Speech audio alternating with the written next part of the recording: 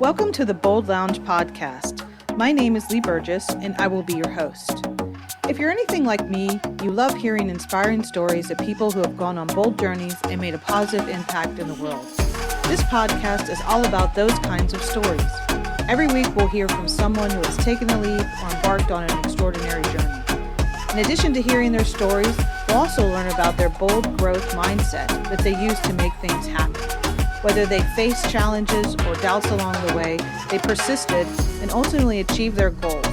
These impactful stories will leave you feeling motivated and inspired to pursue your own bold journey. I believe everyone has a bold story waiting to be freed. Tune in and get ready to be inspired.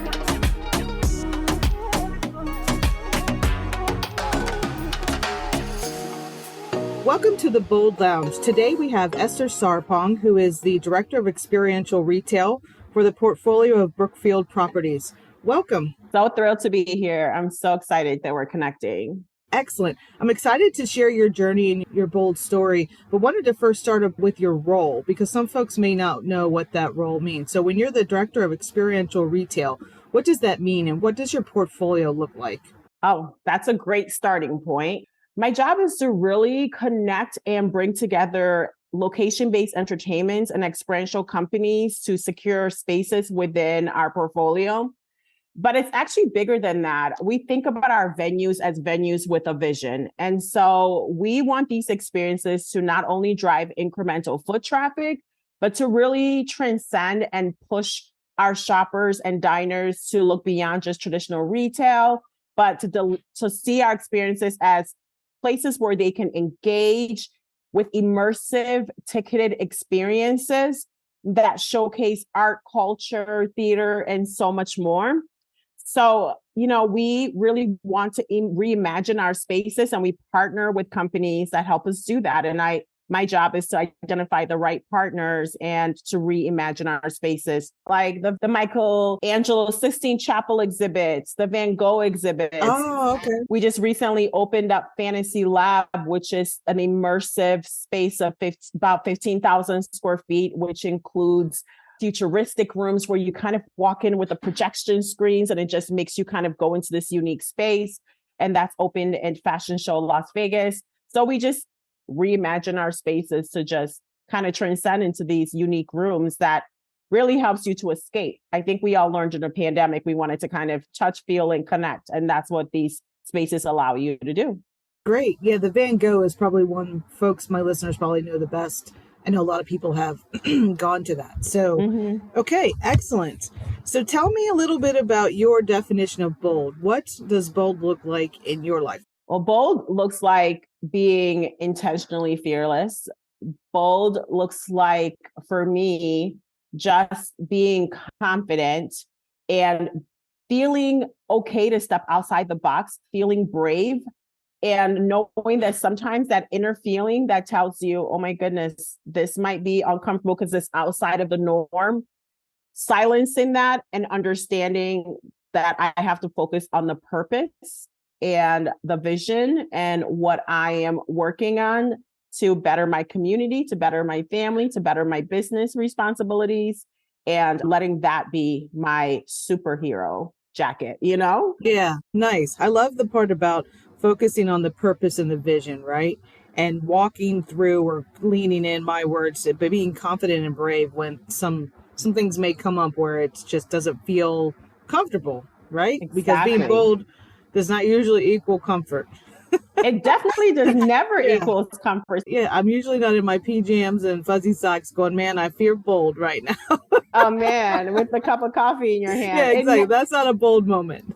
Not at all. It's like that pit in your tummy that you just say, you know what, I'm going to push through, and that's what being bold is, just creating a path that's unique for what is considered the normal. Right.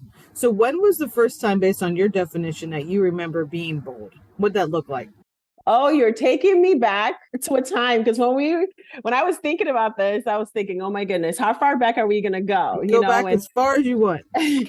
Well, I'll tell you a moment, and I think that probably relates to where I am today. I was president of a club in college, and one of my responsibilities was to kind of step us outside of our norm and think through things to grow our membership. So this is before the world had like cell phones. So bear with me here. Or maybe we had cell phones, but it wasn't everybody. I remember that. So I had this really good idea in my smaller liberal arts school that I went to called Canisius College. I had this really good idea that maybe we should try to create a fashion show, which every college student thinks about. But I said, let me give a phone call to someone kind of big in the world. And that was a time where Fat Farm, Russell Simmons, all of that was kind of becoming a thing. Mm-hmm. And so I called their office and I said, we are a small school. We're probably not on your radar. We're putting together a fashion show. We want to see if you can donate something and partner with us. And his company actually packaged up shoes and clothes and all of that. When that package arrived at our little office, I was shocked to see that it actually happened because I spoke to his marketing lead when he was hopping on a train. And he's like, yeah, we'll get that to you, Esther. I have to hop on a train. And I was like, well, I'm pushing for it. Let's see what happens. And it arrived. And it actually was a moment where I really knew that if I set my mind to something and if I push forward and I communicate and share the purpose and the drive behind it, magical things can happen. And it was so awesome. I sent them some pictures after that. I sent the Fat Farm team pictures after that and video footage. And so thrilled that my little school, Canisius College, could actually put together a partnership with a major fashion design company. And that's when I knew had something that I need to continue to nurture and push forward. Yeah. Sometimes being bold is just asking, right? Look at that. Yeah. I mean, like you weren't limited by that's too big to ask or they're too big to even reach out to. Because sometimes I think people, and extrapolating what you did for the fashion show in your college and your community that you're building. But I think sometimes in life, like people just they feel it's too big. So they limit themselves. Right. So one of the things that you did was you didn't place limits on you. You said, why not? Right. Why not? Yeah. So has that kind of been pervasive then throughout your life and kind of the next steps in your career and kind of getting to where you are now? Absolutely. I'm a first generation immigrant, and that means you just jump over a lot of hurdles when you first come. That means you hear a lot of no's. Mm-hmm. And that means that you face a lot of roadblocks as you are maneuvering through career and maneuvering through what your new world should look like. So my whole theme, and I would say for me, no is never a no forever for me. And I have no qualms about asking for the things that I know really make sense for the major and master goal that we're working towards. I usually have my eye on the prize, and I know that there are many ways to get there. And if one door closes, another one will eventually say yes. And that is kind of the same theme from the story we just shared. And really the theme of my whole life is just feeling like every door can open. And if it doesn't, another one will open and get me right through it. Yeah. Tenacity, right? And I think there's obviously some confidence in there. And we build that along the way. I think our parents or how we grow up either hurts our confidence or hinders it. Yeah. I think, for me, like I was always told you belong at every table. Like don't even ask, just go sit down. Absolutely. And my mom's still that way. It's a little bit harder to manage now, but as her daughter, because she doesn't listen to me, but it was just very, very confident and bold. I think she was the original bold person in my life. So where does your boldness, your confidence come from? Is it something you've honed throughout your life, or do you feel like you had a little bit of it instilled and then it just went from there? I mean, like you said, right? Your mom is like your bold example. And, I grew up kind of watching my parents. My dad had a really great job back home in Ghana. He was a professor at a college. My mom was the head of real estate, where she was basically putting all of the professors that came to teach at that same college into housing. So I watched them both kind of show this path of fearlessness. I am one of 5 kids, and all of us kind of motivate each other. I have to say, my grit and my tenacity is in my blood, and it's something that I just always have had. It's hard to identify what it is, but where it comes from, but it truly is always believing that I'm a true example of not only my family, I represent my community, represent my children, I represent my husband. And it doesn't feel scary to feel like all of those, I guess, responsibilities are on my shoulders. I just feel more like they are my motivators to push through everything. So just knowing that my parents really were always driven to take that bold step to bring 5 children to the US. I have to now allow that seed they planted to blossom and push that forward so my kids can push it further. So it really is just something that I feel like it's innately in me, and also just from watching them, which they probably are like, calm down, girl, at this point too. Sometimes I can relate to that, but settle down.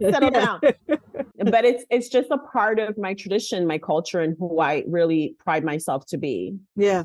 So one of the things that I think is coming through to me very clearly is your authenticity and your personal brand about who you are and what you're about. And it's palpable. And I think people wonder, like, what do I do to build my brand, or what do I do to be my most authentic self, which I think then leads to people actually being happier and more aligned with their purpose. Yes. And maybe, like you said, one door closes, another one opens. They just go around, right? Or you may have to open or try to open 4 doors. So kind of how did you build that? Or it sounds like it's been very natural for you, but I think if you were like helping someone understand how to step into who they are, what would be some of your guidance for that? Because it sounds like you've honed that.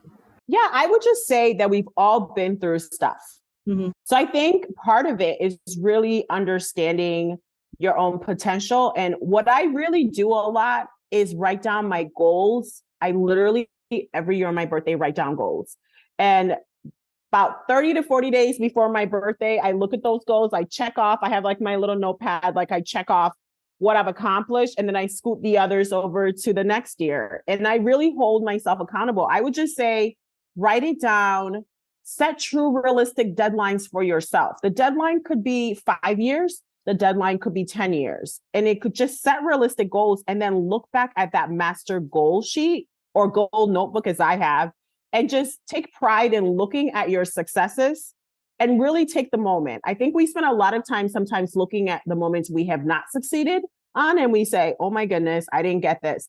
Really say, tap yourself in the back, give yourself a hand clap. With my kids, I literally have Google clap for us every night. I say, Google, clap for Ivy, clap for Liam, for their moments, So like, take those moments and clap for yourself for those successes. And then the ones that you haven't achieved, look at your timelines. Say, is that timeline realistic? Do I need to expand on it? Do I need to shrink it down? And then put that on your next goal sheet. Always keep your goals moving forward and as a part of your, I guess, accountability tracker for yourself. And you will find yourself hitting your goals year after year after year, because you are setting them realistically and you're actually taking a moment to just praise yourself on the ones you've achieved. And then you're also pushing forward on the ones you haven't. Yeah, and they're more aligned with who you are, because your goals should be about you. One of the posts, I did a post this morning, it was basically, sometimes it's hard to define what we want, but sometimes defining what we don't want is just as important. So like, I don't want to feel unhealthy. I don't want to feel this stressed out. I don't want to be away from my family, whatever it may be. It's like, okay, so now that you know the don't, what is the do? So how do I do that? And then I think some of your guidance of breaking, taking your goal, breaking it down, being realistic with the timeframes. I myself have been guilty of setting a very short time frame, being very aggressive, which in my, expectation of myself, which is not a bad thing, but I think it can be a limiting factor to achieving at some point if you do it too much. Exactly. Right? Yeah.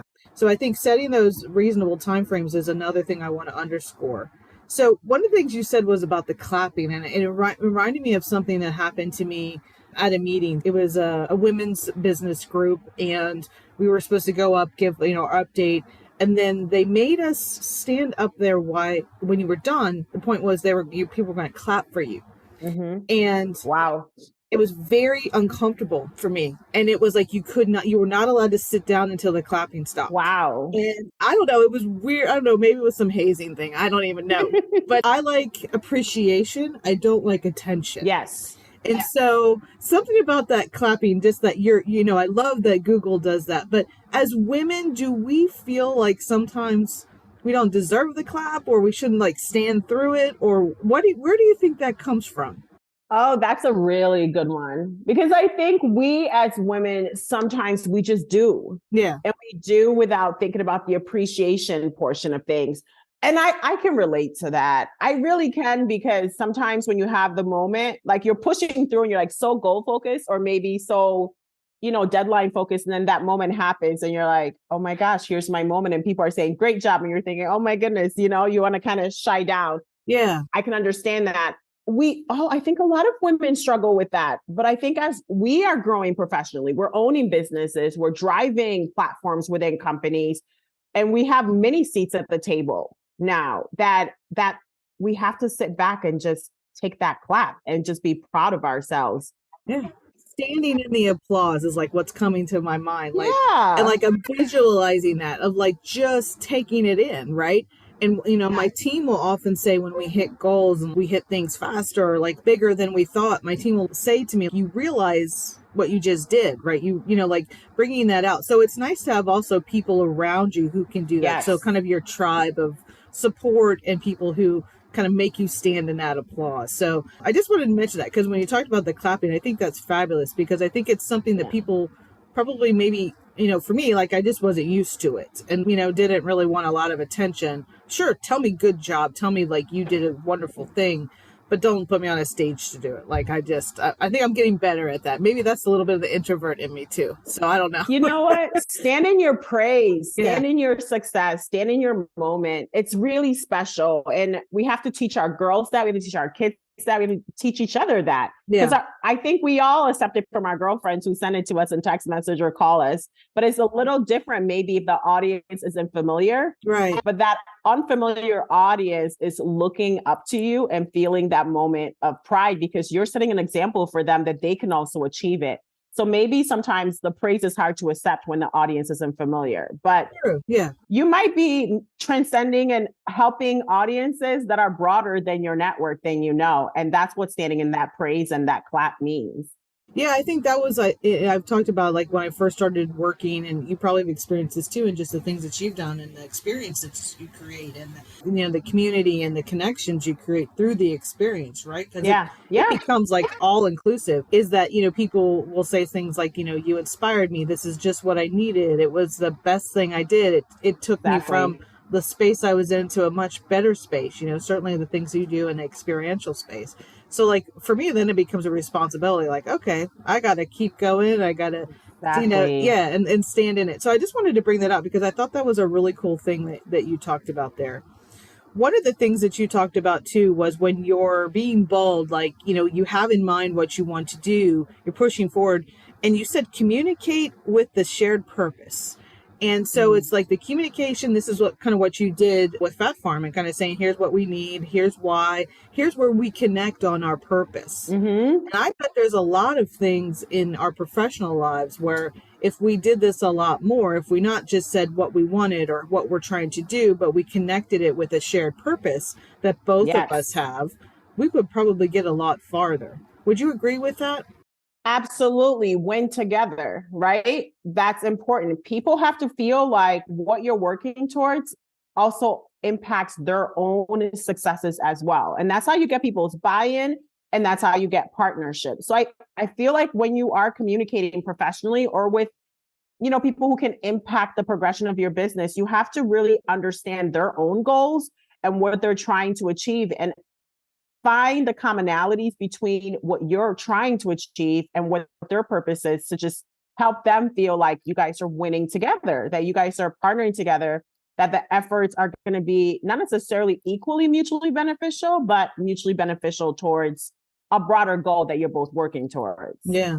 So when you think about maybe one of the harder projects you've done and succeeded at, what are some of the skill sets that you use with your boldness and the being able to communicate effectively that were able to kind of bring you through to success in a project that might have gotten bumpy in the middle, but it ended up exactly where you wanted it to be? Yeah. So I feel like, along the way, I've worked on a lot of collaborations. And what I always start with is like, what is our master goal? Like, what are we trying to achieve out of this? And what do you want to see? And I feel like when you bring together the team that you're working with, and have them all kind of have a seat at the table in the concepting and the strategizing of the greater purpose, you automatically have broader buy-in. And when I say the team, I mean everyone from like, maybe your digital team, your marketing team, your your team on the ground, even your cleaning team, right? Like your housekeeping team, and just having them understand the greater purpose and being a part of the concepting, or at least a part of the purpose from the start, is super, super important. I mean, the bumpy roads are going to come, and you're going to have many of them, because at different times, it might just be like, you need to get together and realign timeline. It might be like, let's put the greater purpose of this entire project on the wall so we can all stare at it and see that this is something we're trying to have. I mean, the platform that I drive right now for Brookfield Properties, Explore, it's a brand new initiative. My responsibility was to champion and launch this and get buy-in. And so having this responsibility meant that I really do need to have a lot of partners and a lot of team members who understand why this is important to us. So it included like putting together like master presentations and sitting down and sending that out, and having like broader meetings with team members for them to understand why this is important. Every time getting up a call with team members, just saying, thank you so much. You know, you made my day with that feedback, and meaning it, not just saying it, but meaning it. Like, I called you to be better educated to move this roadblock forward, because I understand that you're the team member who can partner with me on it. I think if people feel like they are part of your marathon, your relay race, and they're really part of building something with you from concept to inception to like all the steps after that, they really will become teammates with you from start to end. So that's really kind of how I think about things. I think about how we should communicate from the start. We should all come to the table. We should think through things together. We should address roadblocks and tackle them. We should create contingency plans, and then we start implementing it. And then as we hit roadblocks, we have our touch base meetings. We assess where we are. We're okay to, make mistakes and learn quickly. And you really let everyone feel, who's a part of your project, feel like they are working in tandem with you, not to the end. I think you just really get a lot of buy-in if you operate that way. Yeah. There's a lot of what you're saying is a lot of creating community, creating connection, collaboration, communication, a lot of alliteration here, which I love. Yeah. So in the sense of that, like, there's a lot of that. Being a first generation immigrant, do you think a lot of the things that you did and had to go through and experience has led you to kind of focus in on those key things, or what has kind of, like, to me, those are powerful things that move the needle a lot faster than doing things individually or separately or giving up when it doesn't work. Can you tell me a little bit about that? Yes. So my first sense of community was having the small community of my family in America, like going through snowstorms or going through times where we just needed only each other to figure things out. When you come from a country and you're doing fairly well, and you come to America and your currency doesn't necessarily transform to the American dollar, you really need to buckle down. Yeah. And so a sense of community we first had was, we were young. We had we literally had a box at home, and we were all working, and we would come and put our babysitting money in the box to my dad's money in the box, and all of us will all put it together, and that will be our pool of money to then assess, like, how are we all going to survive that month, right? And just knowing that we needed to lean on each other to just, American nuances, like not understanding knock jokes, or even like, simple things in culture that I needed to understand and adjust and feel a part of the American community. So I feel like joining and coming into communities and stepping out at the right times has always been a theme in my life. And it's always been part of what's been driving my tenacity throughout my whole life, is just understanding how to kind of rally together as a community, and how to maybe, understand roadblocks. Like I said, like stocks of cash, we have to figure out those roadblocks, all the way to like, now being where I am today with my husband and my kids, and also making sure that my children understand that they aren't being raised, and they're working hard for everything. They're not going to be raised in a silver platter, and they understand the why behind the decisions we make as a family today. Yeah. Do you think you have generational boldness? Because I bet you do. Maybe like it's somewhere in there. Yeah, definitely. So like when you think about your kids and how they are, would you describe them as bold? Oh my goodness. Let me tell you how my day goes with them. It's a lot of sass, a lot of personality, a lot of opinions, but I nurture that in them. I want them, I always say that I don't want to get to the college age for them. And I know we all have to worry, but I don't want to worry about them making decisions. I want them to feel like their morals and our core values are what is driving their decisions. And we've set a really good foundation for them. But yes, I do believe that being bold is essential. And it's essential for us to teach, especially our little girls. I have a girl and a boy, but especially our little girls that, because it gets challenged. It becomes challenging for us because our boldness is always tested. It can be seen as, maybe sometimes, I mean, there's so many other words to use that aggressive, or maybe becoming to all these other things. And sometimes to women, and then to everything, the word, right? Yeah. To everything, whatever the word is that, that challenge your boldness. And I think that for us, when I've heard that along the way professionally, I kind of chuckle, because in the moment I do say, okay, I appreciate that. And I appreciate your feedback, but I know that my light won't dim from that feedback. And so I feel like we are such adaptable creatures as women that we have to, in our boldness, really accept the fact that it is a great thing to stand in your power, and it might not be meant for that circle, but it'll be meant for another circle for you. Or maybe that circle just needs to understand that your power, though they might feel like it could be, and insert the word intimidating, or, insert the word, it might be a power they need to channel later. So just don't let your light get dimmed. Yeah, I think what I've learned as I've gotten older, wish I would have known earlier, but that's called experience, but is that the more people talk about those types of things, it's more a reflection of them than of you. And instead of dimming your light, like, cook it up to the next level, or just leave it where it is and move your light somewhere else, right? Love that. Sometimes I amp up the light, and sometimes I'm like, okay, I'm going to shine over here. Absolutely. Yeah, but don't turn it off, and definitely don't dim it. But I think it's more about them than you, and it doesn't make it easier. It doesn't make it hurt less sometimes. It's like, oh man, absolutely. I didn't mean it like that. I had someone told me to slow my roll with all my boldness just in the last year. And I'm like, it was a very surprising group that said it to me. And I was just like, I'm trying to help people just feel more aligned with who they are, find their purpose, and be happier. I'm not going to slow that down. That actually just made me want to do it more. Yeah, exactly. You have to go where you're loved, right? Yeah. Go where you're loved and keep pushing. I love that. Yeah, and you don't know who's watching. Like you said, for our girls and, the boys too, but I think especially for the girls, like, don't dim your light, because I think what happens when you do that is you're saying it's okay to not be you. I mean, when I think about me, like, I'm sure I can be a lot for people at times. And I think as I've gotten older, I've just figured out that's just who I am, and that's okay. Exactly. Yeah. And I think that's the part that sometimes, as you get in different careers and you have different bosses and things like that, you start kind of almost like a chameleon. You start whatever culture you're in, or what you're doing, or how do you fit in, or and I know I was always trying to like be as much me as I can and not get fired. That's a hard one to balance sometimes. Right? Yeah, definitely with me too. So I mean, and I didn't always succeed. So I think, from that perspective, it's like being able to like be true to you, do the right thing, support the people. I was big on being the voice of people who didn't have a voice, and kind of fighting for it. And, multiple times I was told my crew, oh, be sure that's the hill you want to die on. And I thought that was the worst thing to say to someone. Who says that? Who that? People do.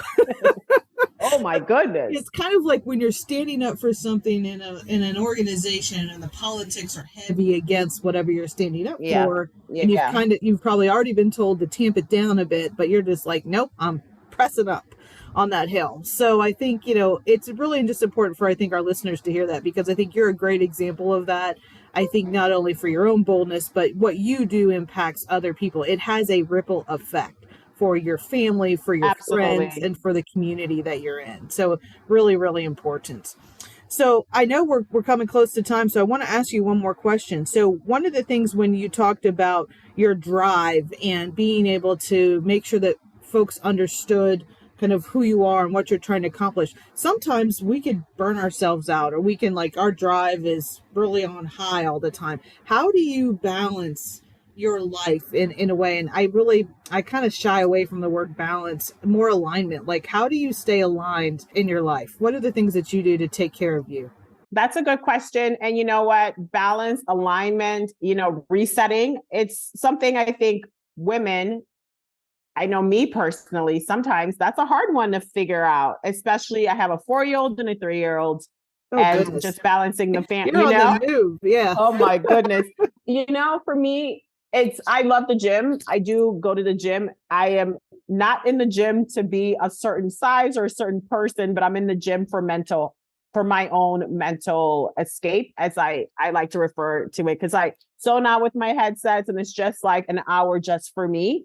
So that's definitely some time I take for myself. Also, just about every night, enough nights if I don't end up falling asleep when I put them to bed, I do come back down to the living room and just spend like 30, 40 minutes by myself. It's really important to me. It's like no phone zone, no TV, just some time to really reflect like on my personal day, just kind of sit back and try to just like relax the mind before I settle out. I'm an extremely driven person. So it's really important in those moments to just kind of check out and space out and just have moments of gratitude, really. Also, I try my best to also have conversations about gratitude. Like I take the time, even when I'm putting them to bed, to say, what are 5 things you're grateful for today? And I ask myself that in the night, like forget work, like what are you grateful for? Grateful to be alive today, grateful to have had certain things that are not related to career or success that I just want to kind of end my night kind of thinking about. And, I think my husband really does keep me pretty grounded too. He definitely reminds me of like how to keep things light, which is always good because he's definitely the laid back version. It's nice to have a yin and a yang for sure. Yeah, I can relate to that as well. Like someone who's just really even keel, like it's all good. It's all good. It's not good. Yeah, it's all good.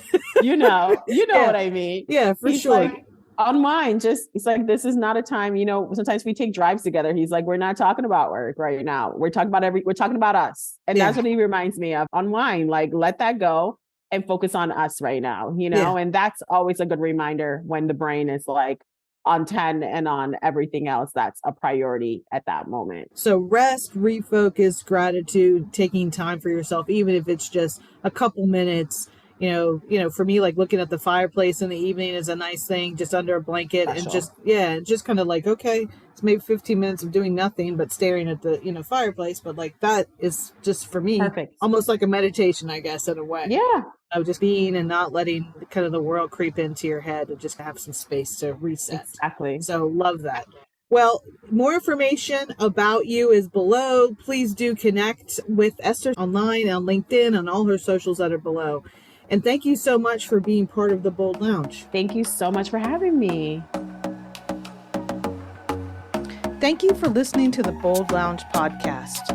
Through the continuum of bold stories, vulnerability to taking a leap, you will meet more extraordinary people making a positive impact for others through their unique and important story. By highlighting these stories, we hope to inspire others and share the journey of those with a bold mindset. We hope you've enjoyed this podcast and look forward to sharing the next bold journey with you.